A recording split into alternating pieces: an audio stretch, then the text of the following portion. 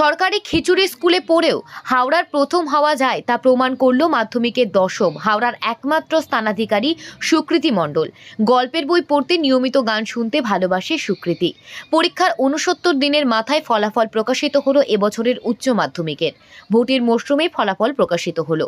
এবছর পাশের হার ৯০%। ১ থেকে 10টা দশম স্থানে মোট ৫৮ জন।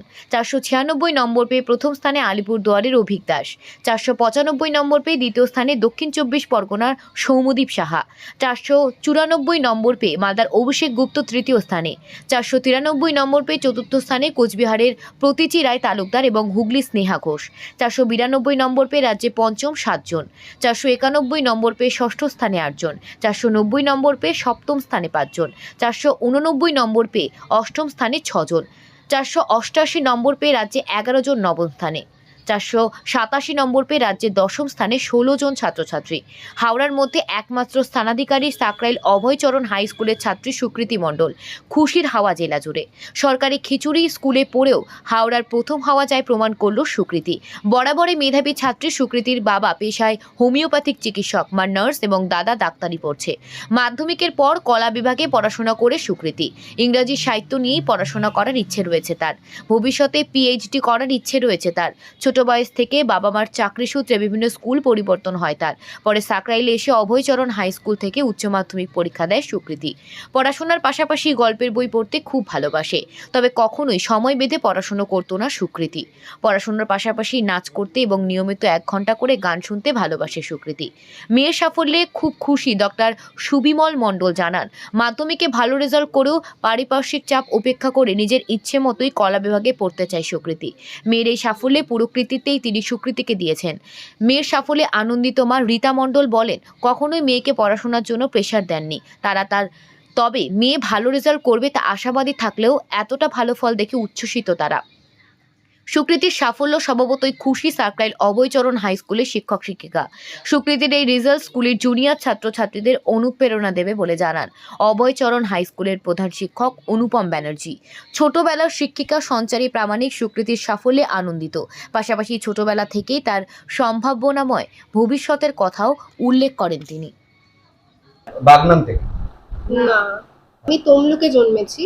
আমার বাবা মায়ের যেহেতু বদলির চাকরি, তাই বিভিন্ন জায়গায় ঘুরে ঘুরে থেকেছি, বিভিন্ন স্কুলে পড়েছি। আমার প্রথম স্কুলিং তমলুকে মন্টেশ্বরী মডেল স্কুলে।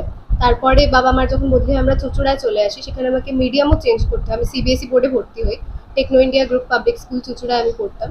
তারপর আবার যখন বাবা মায়ের ট্রান্সফার হয়, আমরা আন্দুলে চলে আসি। সেখানে সেশনের মাঝখানে ক্লাস 2তে আমি দ্য হোলি চাইল্ড নামে একটা এখানেরই প্রাইমারি স্কুলে ভর্তি হই।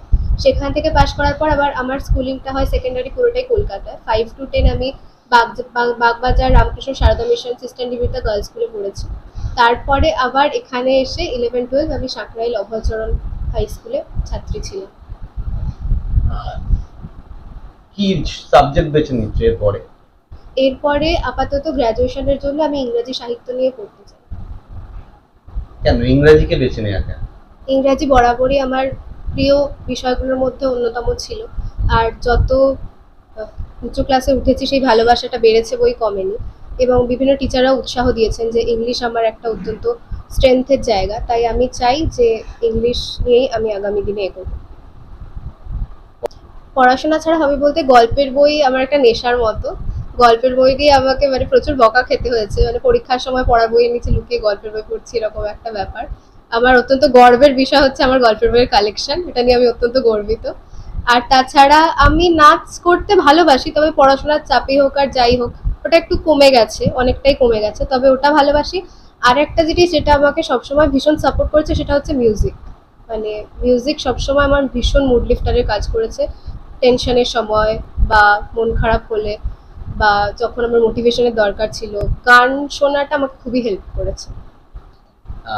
বড় হয়ে কি হতে চাই? বড় হয়ে কি হতে চাই সেটা স্পেসিফিক্যালি তো এখনই বলবো না, কিন্তু আমার ইচ্ছা যে যাই করি না কেন মা বাবার মুখ উজ্জ্বল করতে চাই, এইটুকু। যে সাফল্যে কতটা খুশি? খুশি তো ভীষণ, একটা ছাত্রী তার উপর পাড়ার মেয়ে, ভীষণ ভীষণ খুশি। ওকে ছাত্রী হিসাবে আমি পেয়েছি যখন ও ক্লাস 2-এ পড়ে। ক্লাস 2-এ ওর বাবা মা ট্রান্সফারের জন্য এখানে এলো, এসে আমাদের দ্য হোলি চাইল্ড আন্দোলনে ভর্তি হলো। তো এক বছর করে যে সমস্ত ছাত্রছাত্রীরা যারা রেজাল্ট করলো, ও মার্চে মনে হয় ভর্তি হয়েছিল, 7 মাসে ও মানে র্যাঙ্ক করে দেখালো, 1 থেকে 3-এর মধ্যে হয়ে দেখালো ক্লাস 3-তে। তো তখন থেকেই আমরা বুঝতে পারতাম যে ওর মধ্যে একটা সম্ভাবনা আছে। আর মানে মাধ্যমিকেও খুব এক্সপেক্ট করেছিলাম, কিন্তু বুঝতে পারতাম যে তখনও এখান থেকে নিবেদিতায় যাতায়াত করে ওর অনেকটা টাইম ওয়েস্ট হতো।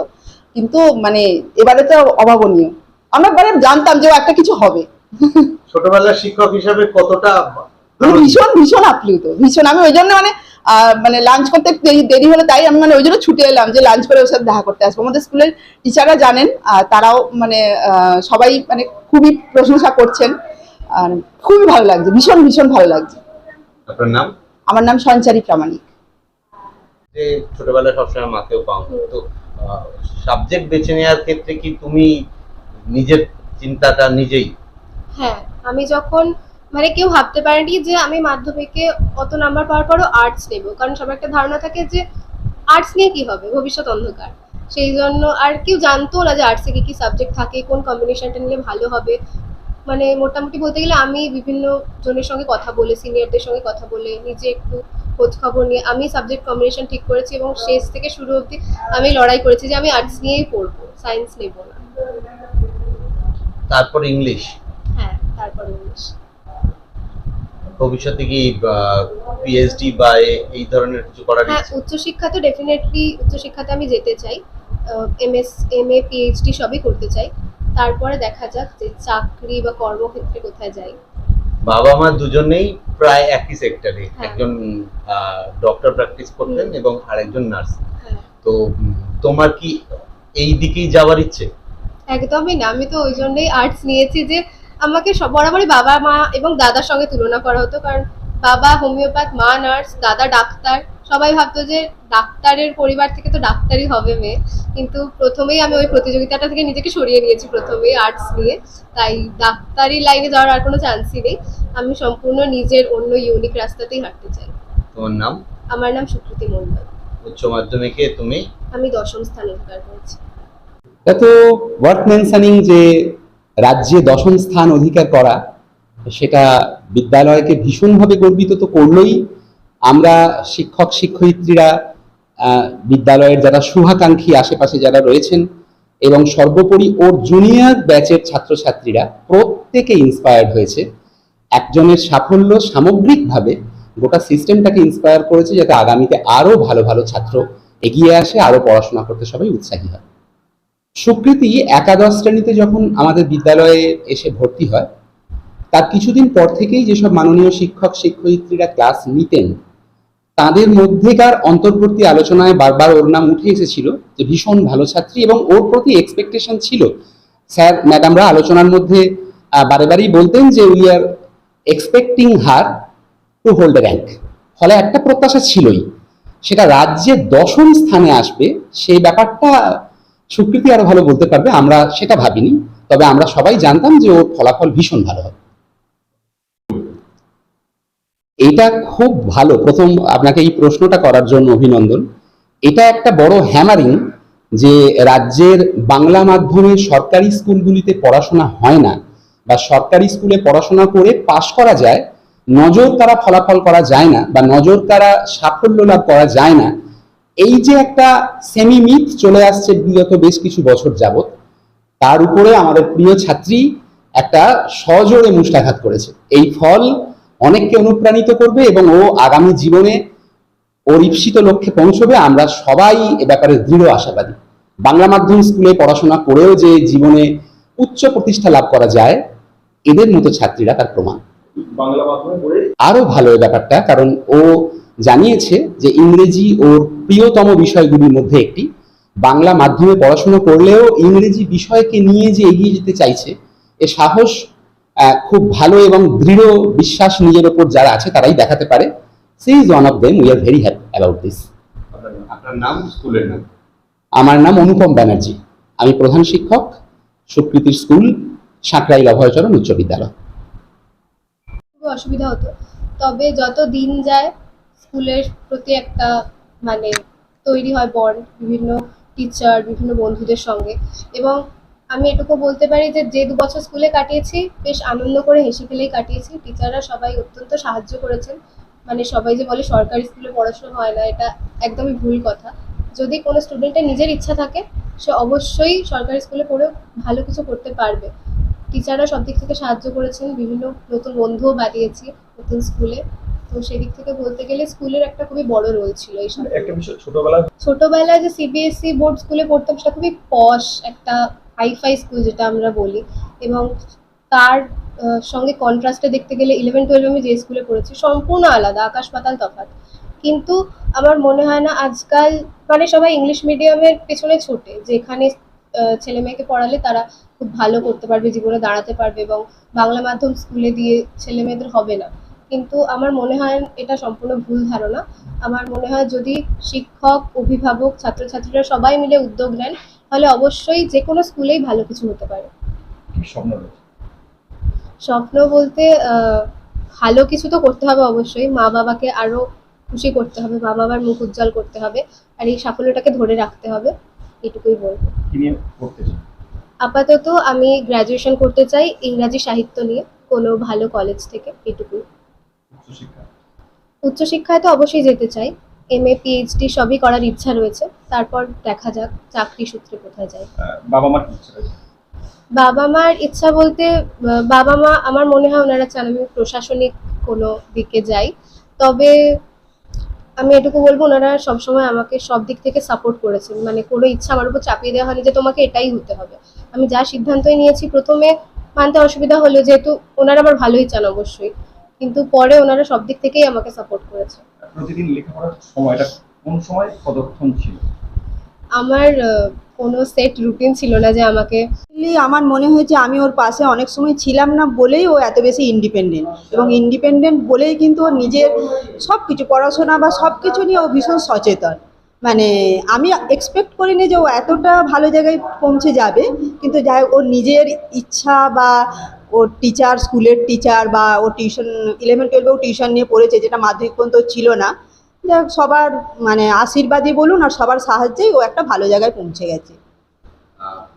অ্যাকচুয়ালি আমাদের ভাবনাটা ওর ভাবনার সঙ্গে কোনো মিল হবে না, কারণ ও প্রথম দিন থেকে মানে ও জন্ম থেকেই হচ্ছে ভীষণ স্বাধীন, মানে ওকে আমরা স্বাধীনতা দিয়ে রেখেছি। তো ও এখন ওর ফার্স্ট স্টেপ যেটা, ও প্রথমে ইংলিশ অনার্সটা কমপ্লিট করবে। প্রথমে ওর ইচ্ছা ছিল মাস কমিউনিকেশন নিয়ে পড়ার, কিন্তু এখন সেটা ওর চেঞ্জ হয়েছে কিছুটা হলেও, যে ইংলিশ অনার্স নিয়ে পড়ে ও যদি মাস কমিউনিকেশন নিয়ে কোনো জায়গায় কোনো সুযোগ সুবিধা থাকে ও সেটা অ্যাভেল করতে চায়। আমাদের সেই হিসাবে কোনো দাবি নেই। অ্যাকচুয়ালি ওর গল্পের বই ভীষণ প্রিয়, আর ছোটোবেলায় একসময় ও ড্যান্স খুব ভালো করতো। মানে ওর যিনি টিচার ছিলেন বলেছিলেন আপনি আর যাই করুন ড্যান্সটা কখনো ওকে ছাড়াবেন না। কিন্তু যাই হোক বিভিন্ন মানে স্কুলে যেতে গিয়ে মানে নিবেদিতাতে যেহেতু পড়তো, ওই অনেক ডিস্ট্যান্স কভার করতে যেয়ে পুরোটা কভার করতে পারেনি। মাঝে মধ্যে এখনও ও ড্যান্সটা চালায় নিজের থেকে। মানে পড়াশোনা ছাড়াও প্লাস হচ্ছে ড্যান্স, এই দুটোই ওর নেয় হবে। হবে। পড়াশোনার কোন কেরিয়ার বেছে নিলে আপনারা খুশি হবেন? সেরকম খুশির জায়গা কিছু নয়, যেভাবেই হোক ও নিজে এস্টাবলিশড হোক, এটাই হচ্ছে সব থেকে বড় কথা, যে নিজের পায়ে নিজে দাঁড়াবে, অন্তত মানে নিজেরটা নিজে ভাবতে পারবো, এটাতেই আমরা খুশি। উচ্চ মাধ্যমিকে কোন স্থান পেয়েছে? 10ম। আর এতে স্কুলের পক্ষ থেকে কিছু জানিয়েছে, ফোন করেছে? হ্যাঁ হ্যাঁ, স্কুলের পক্ষ থেকে ফোন করেছে, ওনারা আসবেন। আর তারা এসেছিলেন একটু আগে? ডিআই অফিস থেকে এসেছিলেন এবং স্কুলের সংগঠন থেকে, টিচারদের সংগঠন থেকে এসেছিলেন মাস্টারমশাইরা। আপনার নাম? রীতা মণ্ডল। আপনার মেয়ের নাম? সুকৃতি মণ্ডল।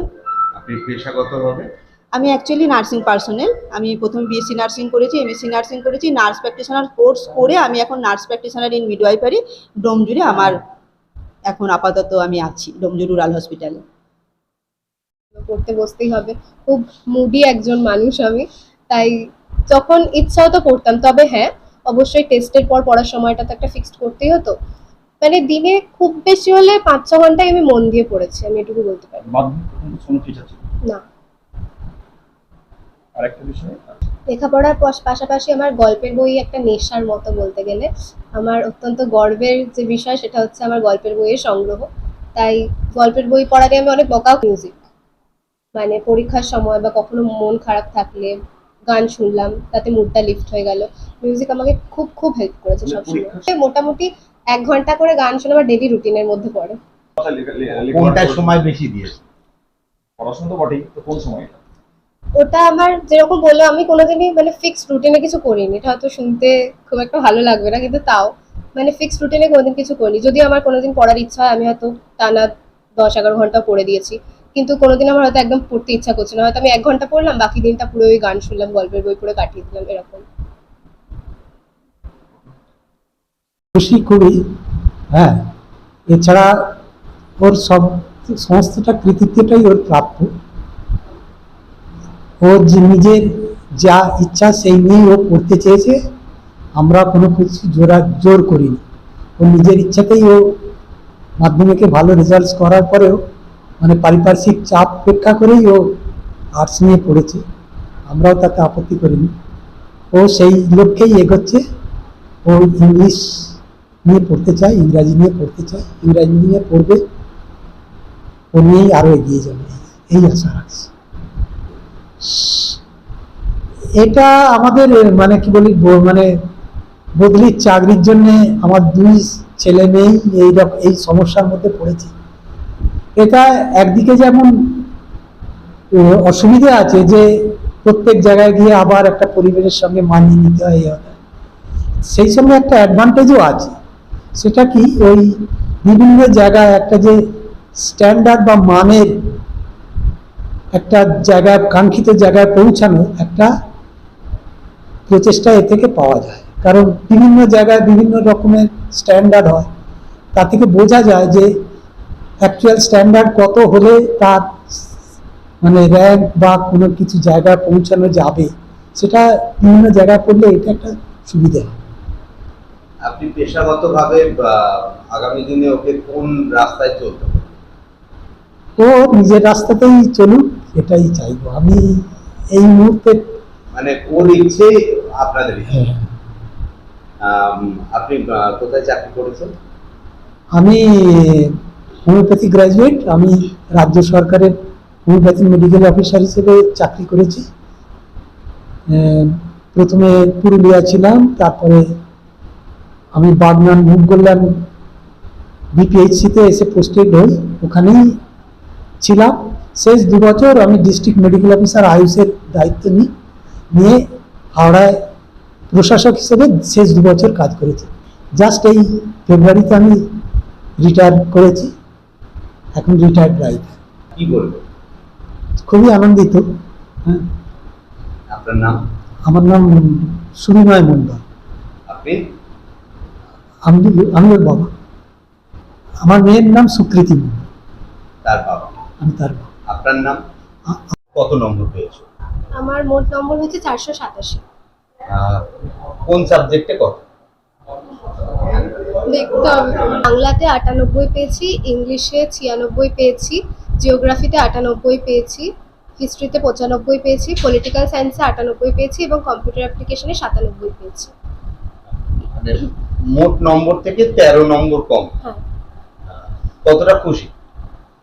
খুশি মানে আমি তো খুবই খুশি। মানে আমার Expect ছাড়া করেছিলেন এই রেজাল্ট? না, আমি সত্যি কথা বলতে এক্সপেক্ট করিনি, কারণ আমার মাধ্যমিকে ওই একই জিনিস হয়েছিল, সবাই এক্সপেক্ট করেছিল আমি ছাড়া যে আমি র্যাঙ্ক করবো, কিন্তু আমি করিনি। তো তারপর মাধ্যমিকে ভালো রেজাল্ট করা সত্ত্বেও আর্টস নেওয়ার পর একটা ব্যাকল্যাশ এসেছিল বিভিন্ন জায়গা থেকে, যে কেন এত ভালো নম্বর পেও আর্টস নিতে হবে। তো সেই জন্য আমি ছাড়া সবাই আশা করেছিলেন যে আমি র্যাঙ্ক করবো, কিন্তু আমি সত্যি আশা করিনি। খুশি হয়েছি যে এতজন মেয়ে আমরা সফল হয়েছি, এবং আমার মনে হয় এটা দেখে অনেক বাবা মাই চাইবে তাদের মেয়েরা পড়াশোনা করুক। আমি শুনেছি যে অনেক সময়ে বিভিন্ন সমস্যার কারণে মাধ্যমিক পর্যন্ত অনেক মেয়ে পড়ে, তারপরে ড্রপ আউট হয়ে যায়। আমি চাইবো যে আগামী দিনে বাবা মায়েরা যেন তাদেরকে পড়ার জন্য উৎসাহ দেয়।